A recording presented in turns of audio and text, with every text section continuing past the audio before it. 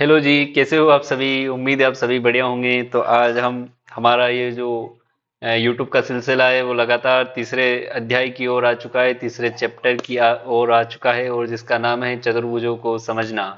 ठीक है। तो चतुर्भुज में जो 8 ग्रेड का पहला सवाल है वो है कि किसी चतुर्भुज के चारों अंतः कोणों का योग होता है।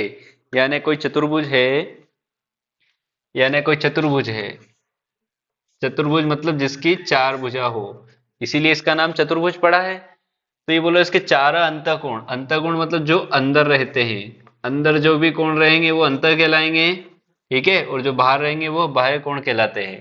तो बोला चार अंतःकोणों को ये कितना होता है, तो यूं तो हमें पता है 360 का होता है। ठीक है टोटल। अब वो कैसे हुआ कि ये 90 डिग्री का हुआ, ये 90 डिग्री का हुआ, ये भी 90 डिग्री का हुआ, ये भी 90 डिग्री का हुआ, 9 चौक 36 360 ऐसे हुए। चारों कोणों को मिलाकर चारों कोण समकोण है, इसलिए वो 90 90 हो रहे, इसलिए 360 का हो रहा है। तो हमारा option D is the correct, पहले का ऑप्शन डी।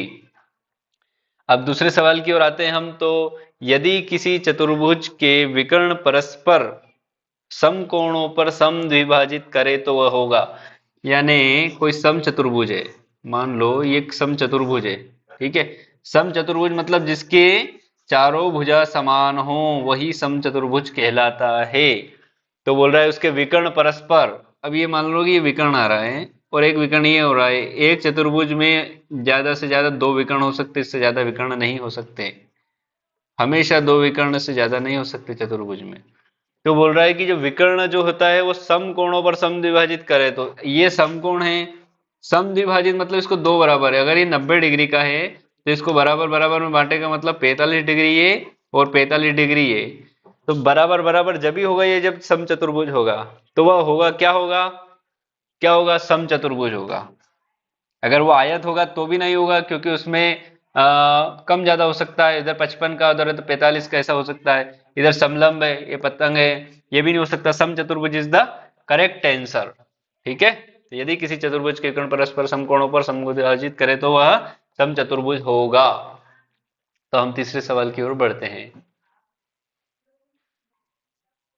तो हम आ गए हैं हमारे तीसरे सवाल पे। तीसरा सवाल है हमारा कि षटभुज के प्रत्येक अंतः कोणों का योग है। मतलब एक षटभुज है, एक षटभुज है, इसके प्रत्येक अंतः कोणों का योग है। प्रत्येक अंतः कोण मतलब ये जो टोटल इसके जो इंटरनल, इसके जो एंगल है अंतः कोण, इनका योग कितना है टोटल का। ठीक है। तो हम इसको देखते हैं कि अगर ये षटभुज है तो इसमें से 180 ये तो हो ही नहीं सकता, 540 ये भी नहीं हो सकता, 360 ये भी नहीं हो सकता, क्योंकि ये चतुर्भुज में होता है। ठीक है। और 720 हो सकता है। कैसे हो सकता है 720 आंसर, 720 आंसर ऐसे हो सकता है, अगर हम 720 में 6 का भाग दे, 6 कम 6, 6 कम 6, 6 दूनी 12 जीरो, तो 120 आया। मतलब प्रत्येक एंगल इसका 120 का हो रहा है, जो कि षटभुज में परफेक्ट बैठता है। इसलिए इसका आंसर ऑप्शन सी है, जो कि है 720। और अगला सवाल है हमारा चौथा है कि एक चतुर्भुज के तीन कोण बराबर हैं, तो चौथे कोण की माप 120 डिग्री है। तो बराबर कोणों में से प्रत्येक की माप होगी। मान लो एक चतुर्भुज है। ठीक है। अब चतुर्भुज आपको पता है 360 डिग्री का होता है। ठीक है ना। अब 360 डिग्री में से अपने को तीन कोण तो मिल गए ना, चौथे कोण की माप कितनी है, 120 है। तो 360 में से 120 को माइनस कर देंगे, कितने आएंगे, जीरो में से जीरो गए तो जीरो, 6 में से दो गए तो चार, तीन में से दो गए तो, तीन में से एक गए तो दो। अब ये 240 हो रहे हैं। अब 240 में हमें कितने कोण में इसका करना है, तीन कोण बचे हैं ना हमारे। तो तीन कोण तो ये रहे, तीन का भाग दे दो। तीन एकम तीन, तीन आठ 24, शून्य का शून्य, क्या है 80 आए। अब 80 ऑप्शन कौन सा है, सी वाला जो हमारा ऑप्शन है 80, वो बिल्कुल सही है, परफेक्ट है। ठीक है। तो ये चौथा वाला भी समझ में आ गया। अगर समझ में नहीं आया तो कमेंट में बता दीजिए कि क्या समझ में नहीं आया, मैं जरूर आपको रिप्लाई करूंगा। ठीक है। और हम बढ़ते हैं अगले सवाल, हमारे पांचवें सवाल की ओर। तो हमारा अगला प्रश्न है कि एक वर्ग ABCD में विकर्ण O बिंदु पर मिलते हैं, तब त्रिभुज AOB है एक। देखो इसको समझ लो कि ये एक क्या है, वर्ग है। ठीक है। अब इसमें जो विकर्ण है वो बिंदु कहाँ पे मिल रहे हैं, ओ पे, ठीक है। त्रिभुज ए ओ बी, वैसे तो इसको सी और डी इसको भी दे देंगे, लेकिन ये जो कहना चाह रहा है कि जो त्रिभुज ए ओ बी है ना, ए ओ बी, यहाँ पे बिंदु ओ पर मिलते हैं, ठीक है। तो त्रिभुज ए ओ बी है, तो ये क्या है इनमें से, तो ये विषमबाहु समकोण त्रिभुज। तो विषम बाहु समकोण त्रिभुज तो है ही नहीं, क्योंकि इसमें दो भुजाएं बराबर है, तीसरी भी नहीं है, ठीक है। तो ये तो ऑप्शन हो ही नहीं सकता। समद्विबाहु त्रिभुज, अब इसमें दो भुजा तो हैं, लेकिन एक डेफिनेशन ये और प्रूव कर रही है, सिद्ध कर रही है हमें, इसलिए ये ऑप्शन भी नहीं हो सकता। समबाहु त्रिभुज, समबाहु तो है ही नहीं, क्योंकि ये दोनों भुजा बराबर है, बराबर तो नहीं है ना, इसलिए बी वाला ऑप्शन गलत है। अब ए वाला ऑप्शन करेक्ट बचा है, वही बचा है, तो वही करेक्ट होगा, क्यों, क्योंकि समद्विबाहु समकोण त्रिभुज, तो ये दोनों भुजाएं तो बराबर है, और ये समकोण पर त्रिभुज बनता है, इसलिए ये समद्विबाहु समकोण त्रिभुज होता है। ये पांचवे का हमारा जो ए ऑप्शन है वो बिल्कुल करेक्ट है, बिल्कुल सही है, ठीक है। तो अगले प्रश्न की ओर बढ़ते हैं। तो अगला जो हमारा छठा सवाल है, छठा सवाल क्या है कि एक समबाहुभुज की भुजाओं की संख्या ज्ञात कीजिए जिसके प्रत्येक बाह्य कोण का माप कितना है, 60 डिग्री है, ठीक है। अब एक कोई समबाहुभुज है, मान लो कि एक समबाहुभुज है,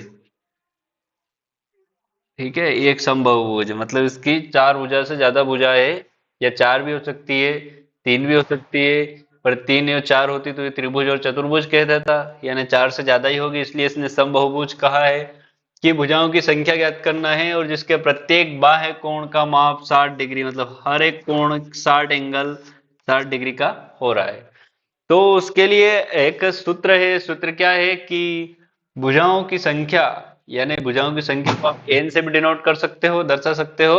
भुजाओं की संख्या बराबर 360, यानी जो टोटल कोण रहता है, और बटे में प्रत्येक बाह्य कोण की माप, मतलब इसमें प्रत्येक बाह्य कोण की माप से 360 में हमको भाग देना है, ठीक है। तो बराबर के नीचे बराबर लिखेंगे, भुजाओं की संख्या को एन डिनोट किया है हमने, और 360 बटे प्रत्येक बाह्य कोण की माप कितनी है, 60 डिग्री, ये 60 डिग्री हो गई। जीरो से जीरो कटा, 6 कम 6, 6 6 36, तो ये कितना आ गया हमारा, n बराबर 6। तो भुजाओं की संख्या क्या हो गई, 6। तो अतः हम यहाँ पे ऐसा लिख देंगे कि अतः भुजाओं की संख्या बराबर 6 है, ठीक है। और ये आपका उत्तर भी हो गया है, यहाँ पे आप ऐसा भी लिख सकते हो आंसर, या उत्तर करके भी लिख सकते हो, तो भी चलेगा। तो समझ में आया ये। अगले प्रश्न की ओर बढ़ते हैं, सातवें प्रश्न की ओर। तो अगला प्रश्न है हमारा प्रश्न नंबर 7। प्रश्न नंबर 7 क्या है कि दी गई आकृति में कोण x का माप ज्ञात कीजिए।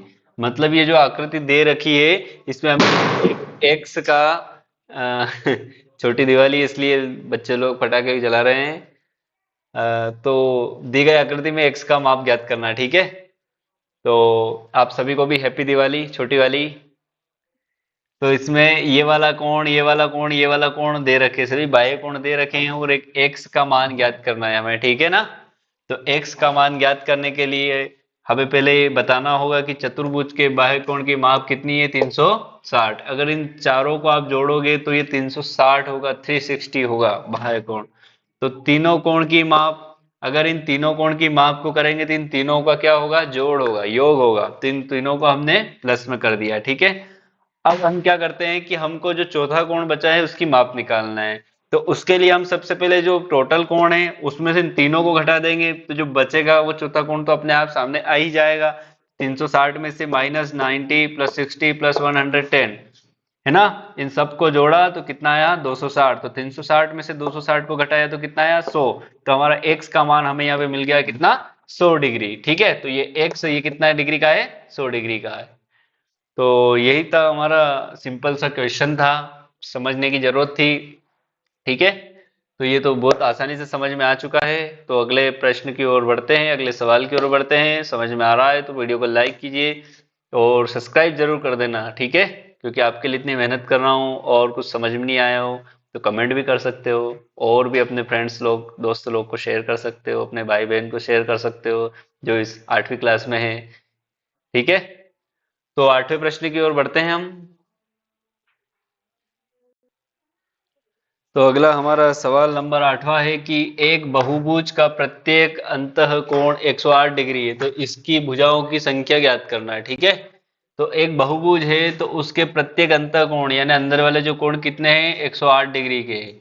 यानी मान लो कोई बहुभुज है, इसके प्रत्येक अंतःकोण कितने के हैं, 108 डिग्री के हैं प्रत्येक हर एक कोण। ठीक है, तो भुजाओं की संख्या ज्ञात करने के लिए एक सूत्र होता है कि भुजाओं की संख्या यानी एन बराबर 360 बटे 180 माइनस थीटा। ठीक है, तो 360 बटे 180 माइनस थीटा एक सूत्र होता है, सूत्र से ही भुजाओं की संख्या निकलती, किसकी, अंतः कोण वाले की। और बाह्य कोण वाला जो सूत्र था वो थोड़ा सा अलग था, हमने देखा पिछले सवाल में बाह्य कोण की भुजा पूछी थी। ठीक है, तो 360 बटे 180 माइनस ये जो थीटा, ये थीटा कौन सा है, ये अंतः कोण 108 है जो है, वो उसकी जगह थीटा की जगह 108 रख देंगे। ठीक है, चूंकि यहाँ पे लिख भी देंगे, चूंकि थीटा बराबर 108 डिग्री, तो 360 बटे 180 में से 108 गए तो 72 बचे। अब इनको हम काटेंगे, बाहर 12 से कट जाएगा, 12 छंग 72, 12 24 12 36, 30 बच रहा, फिर कटेगा 6 कम 6, 6 पंजे 30, तो हमारा लास्ट में बचा क्या, ऑप्शन 5। ठीक है, तो ये जो भुजाओं की संख्या है कितनी आई हमारी, भुजाओं की संख्या 5। ठीक है, यही हमारा उत्तर है, अतः भुजाओं की संख्या 5, देट इज अवर आंसर। समझ में आया, मेन तो आपका सूत्र है बस, अगर आपने सूत्र को ध्यान में रख लिया ना तो ये अंतःकोण वाला और एक जो बाह्य कोण वाला सूत्र होता है वो हो जाएगा, तो ये 2 सवाल तो पक्के ही आपके एग्जाम में, या तो बाह्य कोण वाला आ जाएगा या अंतःकोण वाला आ जाएगा। ठीक है, तो अगले 90वें सवाल की ओर बढ़ते हैं हम। तो अब अगला सवाल हमारा 9वां सवाल है। तो 9वां सवाल ये है कि दिए गए समांतर चतुर्भुज पी क्यू आर एस में कोण आर 80 डिग्री है, तो सभी कोणों के माप ज्ञात कीजिए। देखिए, सभी कोण को किसे ज्ञात करो, क्योंकि किसी भी कोण की हमें माप तो पता नहीं है। आप सबसे पहले आपको ये ध्यान में रखना है कि आप जब भी सवाल को पढ़ो तो उसको इतने ध्यान से पढ़ना है कि वो उसके एक एक शब्द पे ध्यान जाना चाहिए हमारा, क्योंकि हम उसको समझ सके। ठीक है, तो यहाँ पे क्या लिखा है, दिए गए समांतर चतुर्भुज। अब ये जो समांतर चतुर्भुज आए ना, तो समांतर चतुर्भुज का अर्थ यह होता है कि इसकी एक शर्त होती है कि समांतर चतुर्भुज में जो सम्मुख कोण होते हैं वो बराबर होते हैं। तो हमको यहाँ पर लिखना पड़ेगा कि समांतर चतुर्भुज में सम्मुख कोण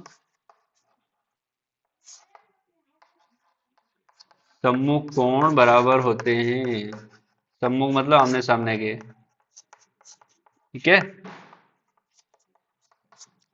अब सम्मुख कोण कौन सा, कोण आर कितना है, कोण आर 80 है। ठीक है, चूंकि कोण आर 80 है इसलिए कोण पी भी 80 होगा। ऑब्वियसली बात है, कोण आर 80 है तो कोण पी भी 80 ही होगा। ठीक है, अब बात ये रही, अब ये भी 80 हो गया, अब बचा इन दोनों का। तो इन दोनों को निकालने के लिए आपको पता है कि टोटल तो 360 डिग्री का होता है चतुर्भुज के अंतःकोणों का योग, लेकिन हम एक नियम और लगाएंगे। कौन सा नियम, कि कोण आर प्लस कोण क्यू ये दोनों कितने डिग्री के होते हैं, 180 के। कैसे, कि 90 का ये तो 90 का ये, तो दोनों मिला के कितने होंगे, एवरेज में 180 के होना चाहिए। तब आपको बताइए कोण आर कितने का है, 80 का है। तब कोण क्यू, क्यू तो निकालना ही है। ठीक है, तो हमें चाहिए कोण क्यू का मान, तो कोण क्यू तो इधर ही रहेगा। अब ये जो कोण क्यू के प्लस में जो बगल में 80 था, उस 80 को बराबर के उधर ले जाएंगे तो ये माइनस का हो जाएगा। अब चूंकि ये माइनस का हो गया है तो घट ही जाएगा, तो घटेगा तो क्या आएगा, 180 में से 80 गया तो कितना आया, 100 डिग्री। ठीक है, तो कोण क्यू भी 100 डिग्री हो गया। अब क्योंकि आपको पता ही है कि शर्त है ही सही कि समांतर चतुर्भुज में सम्मुख कोण बराबर होते हैं। ठीक है, क्योंकि कोण Q इक्वल्स टू कोण S, इसलिए कोण S इक्वल्स टू 100। कोण एस इक्वल्स टू 100। यही आपके उत्तर आ गए, तो आप अतः करके लिख देना इन चारों कोणों को एक बार फिर कि कोण कोण P 80 डिग्री का है, कोण Q 100 डिग्री का है, और कोण R 80 डिग्री का है, और कोण एस भी 100 डिग्री का है। इसको एक बार अतः करके ओ लिख देना, इससे जो सामने वाला निरीक्षक रहता है, आपकी कॉपी चेक करता है, उस पर बहुत ही अच्छा प्रभाव पड़ता है। उसको लगता है कि वाकई में बच्चा पढ़ने वाला है, पढ़ता है, पढ़ाई करता है। ठीक है ना? तो अपने आप को पढ़ाई करने वाला सिद्ध करना हो तो अतः करके ये वाली लाइन जो पूछी एक बार फिर बता देना, तो उससे आपका इंप्रेशन अच्छा जाएगा सामने वाले पे।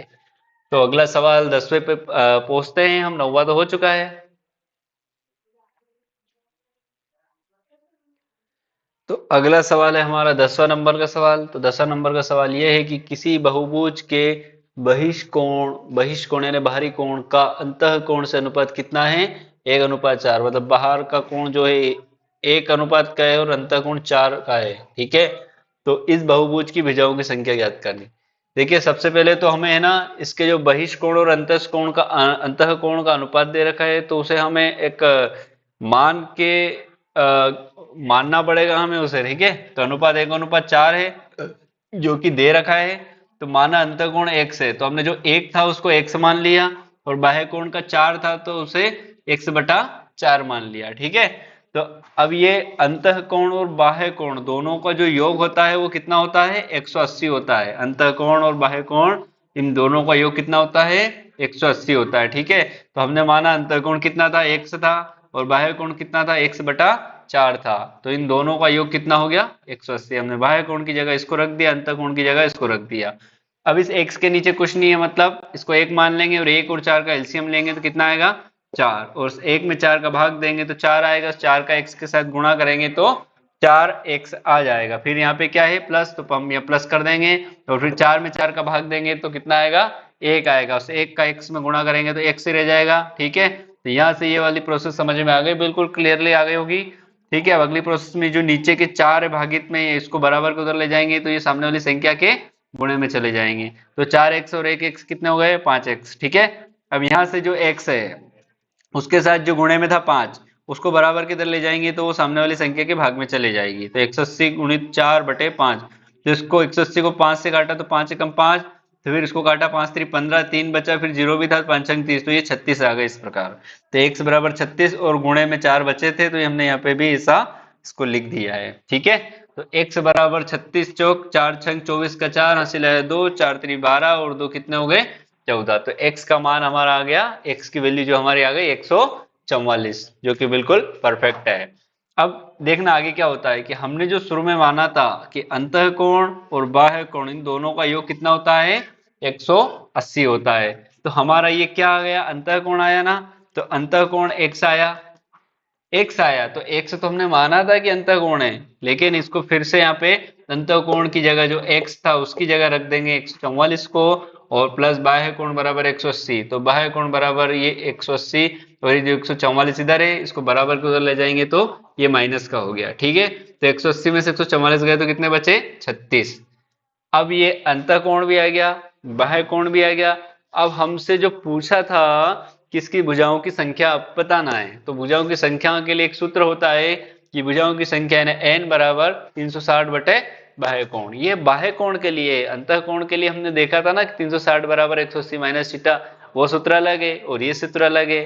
ठीक है? इस बात का विशेष ध्यान रखना कि किस सवाल में कौन सा सूत्र लग रहा है, क्या पूछा है, इसका ही ध्यान रखना है। इसी के पीछे ही सारी चीजें होती है। तो n बराबर 360 बटे बाह्य कोण, तो 360 बटे बाह्य कोण कितना है हमारा? 36। तो इसको नीचे में 36 दिए हैं। ठीक है? इसको काट दिया, 36 एकम 36, 36 एकम 36, 36 धाम 360, तो n बराबर आ गया हमारा 10। तो इसलिए भुजाओं की संख्या कितनी है? 10। तो इसको एक बार और रिकैप कर लेना, पूरा देख लेना, समझ लेना। और फिर भी समझ नहीं आए तो आप मुझे कमेंट में पूछ लेना, मैं फिर भी आपको कमेंट में समझाने की कोशिश करूंगा। ठीक है? तो इस 10वें सवाल को समझ लो। अगर समझ लिया हो तो हम 11वें प्रश्न की ओर बढ़ते हैं, 11वें सवाल की ओर बढ़ते हैं। ठीक है? तो अगला हमारा 11वां सवाल है। 11वां सवाल ऐसा है कि दिए गए समांतर चतुर्भुज में x और y का मान ज्ञात कीजिए। अब ये समांतर चतुर्भुज है, इसमें ऐसा दे रखा है कि 6y 5x प्लस 10 120 कुछ ऐसे दे रखा है। और ये चतुर्भुज कौन सा है? समांतर चतुर्भुज है। इसकी लाइन को ध्यान से पढ़ना, समांतर चतुर्भुज है। तो समांतर चतुर्भुज में एक नियम होता है कि समांतर चतुर्भुज में जो सम्मुख कोण होते हैं वो बराबर होते हैं। सम्मुख यानी आमने सामने, इसके मुख के सामने ये ये ये जितना है जितना ये रहेगा, ये जितना है जितना ये रहेगा, ठीक है। तो सम्मुख कोण बराबर होते हैं। तो अगर ये 6y है तो इसके बराबर में क्या आ जाएगा? 120 आ जाएगा ना। तो ये 6y है, इसके बराबर में कितना आ गया? 120, ठीक है। तो यहां से हम इसका y का मान आसानी से, बड़ी आसानी से निकाल सकते हैं। तो y बराबर 6 के गुणे में थे, y के गुणे में थे 6, उसको बराबर से उधर ले गए तो सामने वाली संख्या के भाग में चले गए। अब इसको काटा, 6 कम 6, 6 दूनी 12 और शून्य का शून्य, ठीक है, 20 आ गया। तो y बराबर 20, ठीक है। तो ये y का मान आ गया, बड़ी आसानी से y का मान आ गया। अब आसन्न कोणों का योग 180 होता है। अब हमें यह भी नियम मालूम होना चाहिए कि जो आसन्न कोण मतलब एक के बाद एक, एक के बाद एक, एक के बाद एक, जो आसन्न के जैसे होते लगातार, तो एक दो, इन दोनों आसन्न कोण या इन दोनों आसन्न कोण या इन दोनों किन्हीं भी दो आसन्न कोणों का योग कितना होता है? 180, 180 डिग्री होता है। तो 5x प्लस 10 इसको ले लिया, इसको ले लिया, इसको क्यों नहीं लिया? क्योंकि इसमें y था और y का हमारी वैल्यू तो पहले ही आ चुकी है। हमें x का मान निकालना था, इसलिए हमने इन दोनों को लिया, न कि इन दोनों को लिया, ठीक है। थोड़ा सा कॉमन सेंस उपयोग करके हमने इन दोनों को लिया। जो 5x प्लस 10 ये हो गया, 120 ये हो गया, इन दोनों को ये कितना होता है? 180 होता है। तो यहाँ से हमें x का मान आसानी से मिल जाएगा जब हम उसको आगे और करते हैं। तो 120 और 10 कितने हो गए? 130 हो गए। तो 5x प्लस 130 बराबर 180। तो 5x बराबर 180 में से 130 जाएंगे, ये प्लस के इधर गए तो माइनस के हो गए 130। तो 180 में से 130 गए तो 50 बचे, और 5 गुणे में थे, इधर आए तो भाग में चले गए, 5 कम 5 5 दम 50।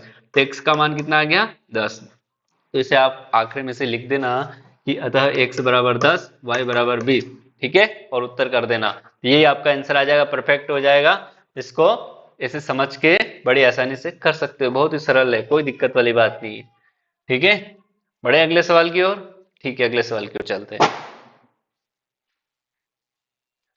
देखिए अगला हमारा प्रश्न है 12वां प्रश्न क्या है कि पतंग पी क्यू आर एस में एक्स और वाई का मान ज्ञात कीजिए। मतलब ये पतंग है, ठीक है, इसमें एक्स और वाई का मान ज्ञात करना है, यानी पी का और कोण क्यू का मान ज्ञात करना, ठीक है।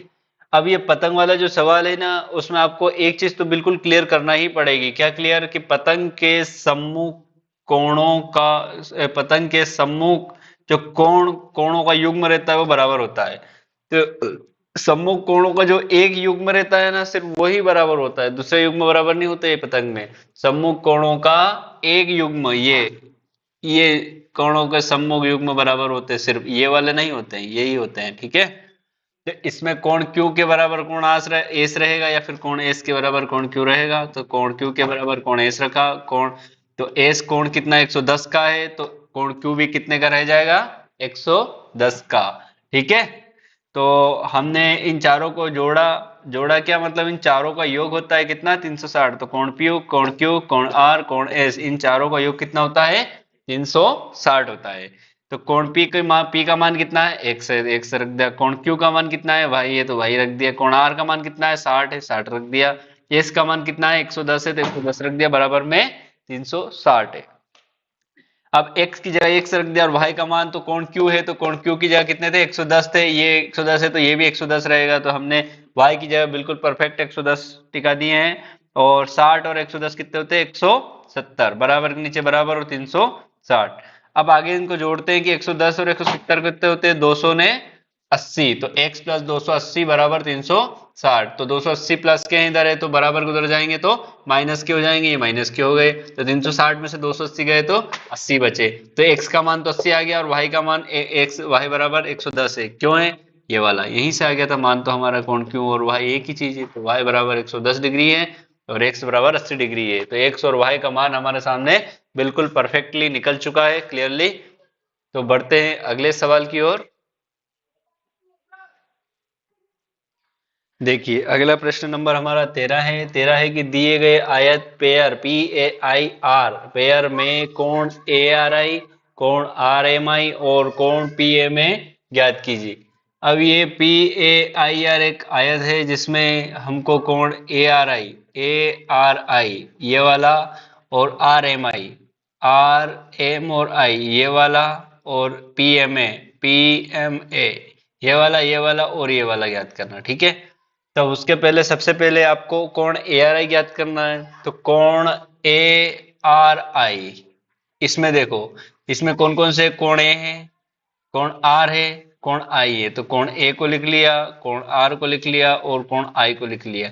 अब आपको तो पता ही है कि त्रिभुज के तीनों कोणों का योग 180 डिग्री होता है।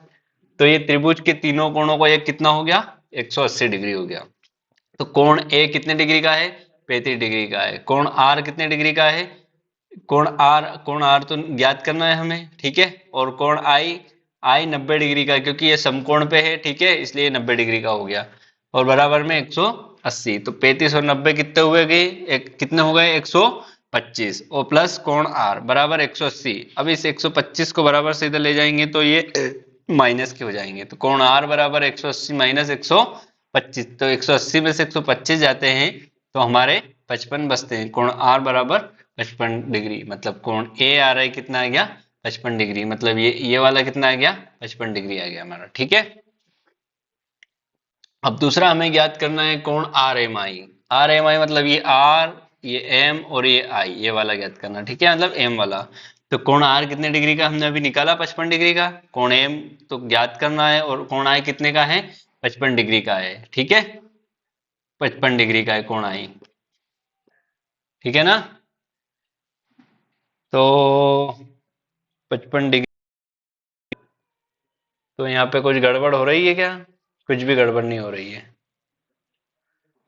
तो समद्विबाहु त्रिभुज के सम्मुख कोण बराबर होते हैं, मतलब समद्विबाहु त्रिभुज जो भी रहते हैं ना, समद्विबाहु त्रिभुज के सम्मुख कोण बराबर होते हैं, मतलब उसके आमने सामने के कोण बराबर होते हैं समद्विबाहु त्रिभुज के। ठीक है, तो कोण आर बराबर कोण आई, कोण आर जितना रहेगा इतना ही कोण आई रहेगा। तो कोण एम बराबर 180 माइनस 110, तो कोण एम कितने का हो गया, 70 का। तो कोण पी एम में कितने का हो गया, 70 का। इसलिए शीर्षाभिमुख कोण बराबर। अब शीर्षाभिमुख कोण कौन से होते हैं, शीर्षाभिमुख कोण ये होता है अगर ये इधर जितना इधर का इतना इधर का होगा। मान लो कि ये कोण ए माया 70 का, तो इधर का भी 70 ही रहेगा। तो कोण पीए में कितने का हो गया, 70 का। तो इसी प्रकार हमारे तीनों कोण आ गए। कोण ए आर आई 55 डिग्री का निकल के आ गया, कोण आर एम आई 70 डिग्री का निकल के आ गया, कोण पी एम ए 70 डिग्री का निकल के आ गया। अब इन दोनों कोणों का मान बराबर इसलिए है क्योंकि इनके बीच में कोण एम, इसमें भी है कोण एम, इसमें भी है, तो ये केंद्रीय हो गया कोण एम। ठीक है, तो इसके लिए इन दोनों का मान 70 आया है। ठीक है, तो सवाल समझ में आ गया होगा आपको बड़ी ही आसानी से। तो बढ़ते हैं हम प्रश्न नंबर 14 की ओर। ठीक है, अगला प्रश्न है हमारा 14वां प्रश्न क्या है कि 30 डिग्री 60 डिग्री 90 डिग्री कोणों वाले दो समान सेट स्क्वायर को आपस में मिलाकर दो अलग अलग प्रकार के चतुर्भुज बनाइए एवं प्रत्येक चतुर्भुज का अवलोकन निम्न तालिका को पूर्ण कीजिए। सेट स्क्वायर क्या होता है, जब आप कंपास लाते हो तो उसके साथ एक चांदा आता है, एक प्रकार आता है, एक देटांग आता है, और एक इस प्रकार की एक चीज आती है, इस प्रकार की एक चीज आती है जिसका आपने सोचा होगा कि किस काम में आता है। और इसमें इधर भी छोटी छोटी लाइनें दे रखी होती है, और इधर भी छोटी छोटी लाइनें दे रखी होती है, उस पे कुछ नंबर भी लिखे होते हैं, तो उसको एक सेट स्क्वायर बोलते हैं। ठीक है, तो ऐसे ये बोल रहा है कि ऐसे दो सेट स्क्वायर अगर आप इनको ऐसे ऐसे जमाओगे, ठीक है, तो जमा के एक आयत बनेगा, और आयत को आयत जो है उसको देख के बताना है, तो एक चतुर्भुज बनाना है और एक और चतुर्भुज बनाना है। तो एक ऐसे बनाना और एक ऐसे इस प्रकार बनेगा, एक पतंग की तरह बन जाएगा और एक इस प्रकार बन जाएगा, ये जैसे बनाया हमने। ठीक है, तो अब उसने जो तालिका दी, हम तालिका को ध्यान ध्यान से देखते हैं। क्रमांक अवलोकन बिंदु चतुर्भुज क्रमांक 1 चतुर्भुज क्रमांक 2।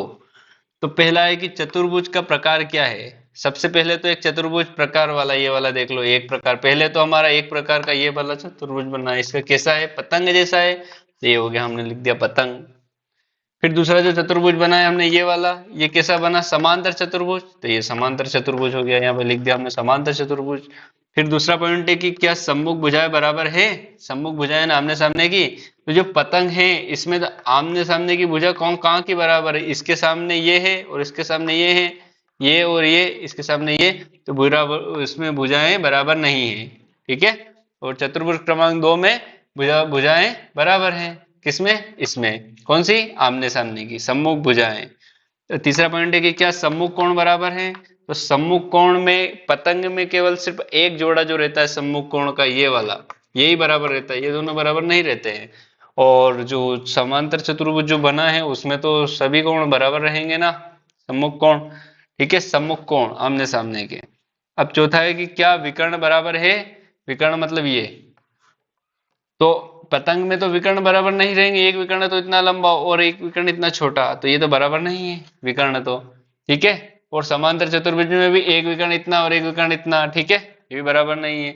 और पांचवा, क्या विकर्ण एक दूसरे को समद्विभाजित करते हैं, तो पतंग में केवल एक विकर्ण दूसरे को समद्विभाजित करता है, पतंग में केवल ये ये एक विकर्ण है, ये दूसरे विकर्ण को समद्विभाजित करता है, इस वाले विकर्ण को, ठीक है।